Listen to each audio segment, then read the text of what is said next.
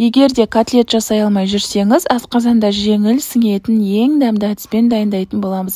Ең бірінші парақшаға тіркеліп алыңыз. Ең алдымен орташа майлы фаршқа дәмдеуіш, пияз, сонымен қатар бір жұмыртқа, панировочный сухарь салып, жақсылап араластырып, осылай ұрғылайсыздар, сол кезде котлет ажырап кетпейді. Картошканы соломкалап турап, тұз, дәмдеуіш салып, үстінен сұйық май құйып, жақсылап араластырып, духовканың листіне саламыз да, үстінен жаңағы котлеттерімізді орналастырамыз. Бетін фольгамен жауып, 180 градуста 35 минут пісіреміз.